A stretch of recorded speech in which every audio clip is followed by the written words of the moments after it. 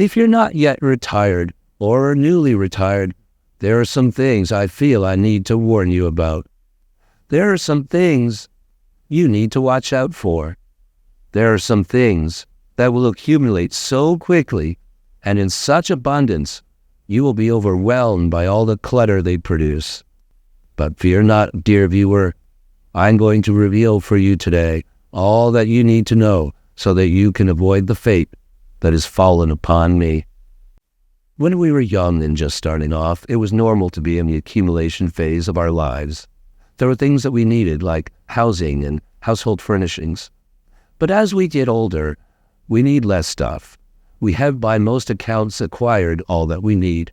So you would think that retirement would be a time where one might begin to wind down this drive to accumulate more and more stuff. But the reality is, retirement can leave you with too much time on your hands. And idle hands are an internet marketer's workshop.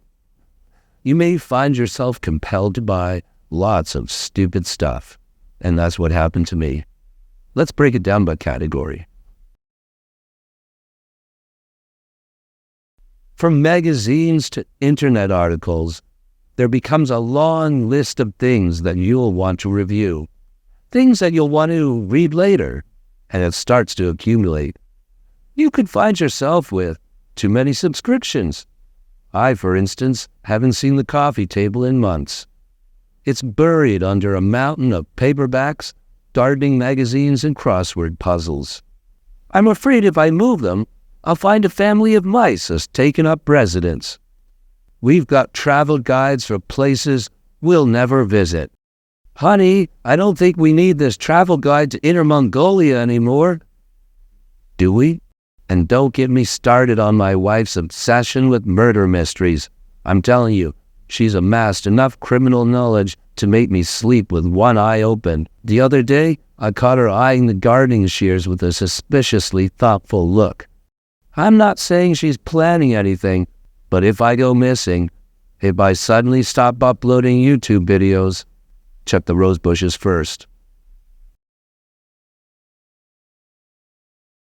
Retirement, they said. You'll have time for hobbies, they said.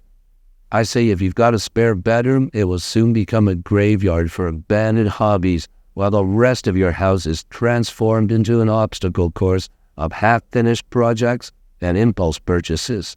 I was talking about this with a friend of mine who emailed me this. Then there's Kathy's new hobbies.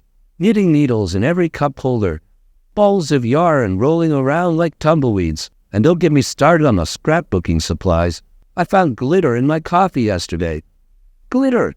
I'm sparkling from the inside out now. Friends, if this keeps up, we'll need to retire from retirement just to get a break from all this clutter. I'm telling you, if we don't start cleaning out soon, they'll find us buried under a mountain of memorabilia and unused exercise equipment. Is this what the golden years are supposed to be? Drowning in a sea of mass-market consumer merchandise?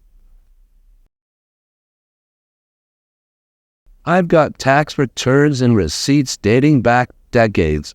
I've been meaning to prune out this collection of documents in retirement, but I can't reach them because of the continual addition of mutual fund perspectives, investment reports, and quarterly dividend statements that pile up and form a wall preventing me access. I can't even read this stuff. It's all Greek to me. What the heck is quantitative easing? And why is it affecting my investment returns? And the kitchen. Oh boy, the kitchen. Apparently, retirement means you suddenly need every ridiculous kitchen gadget ever invented. We've got a banana slicer, because using a knife is too darn difficult. There's an avocado sock. Yes, a sock for avocados. To ripen them faster, they say. I say it's proof that mankind has too much time on its hands. We've got an entire shelf dedicated to kitchen appliances that we used exactly once. Pasta maker, bread machine, ice cream maker, all gathering dust. I swear, if our appliances could talk, they'd be begging for a transfer to a yard sale, just to see some action.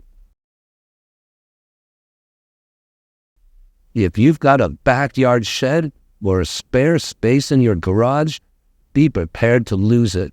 It will become its own special chaos, because that's where all the fix-it-yourself dreams go to die. I'm just going to leave it at that. This one hits too deep for me. Every birthday, every Christmas, it's always, what do you get the man who has everything?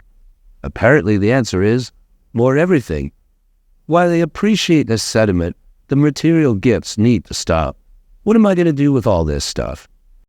At my age, I've come to realize that the greatest gift is time. That's what you can't put a price on, and that's what is truly our limited resource. I only wish I had come to this realization earlier in life. Of course, I would hear people say such things, often people older than myself, and I would nod in agreement and say, yes. But really, they were just words going out the other ear. I couldn't really appreciate such wisdom. I was too caught up in the bustle of everyday life, chasing after possessions. Got to get that new Betamax tape deck. It got higher fidelity than VHS, you know. I thought retirement was supposed to be about relaxation and freedom. Instead, I'm drowning in a sea of impulse buys and well-meaning gifts. At this rate, we'll need to rent out a storage unit just to house all of our memories. Or better yet, maybe I'll start my own museum.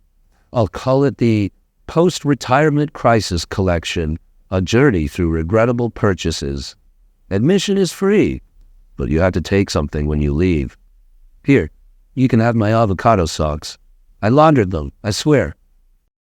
Now, not everybody is like me. Not everybody has these issues with the accumulation of stuff or feels the compulsion to purge. In fact, some people in retirement choose to eschew the tradition of downsizing.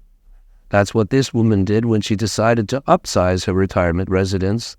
It was a decision that paid dividends when tragedy struck her family. You can watch her story by clicking on this link here or in the video description.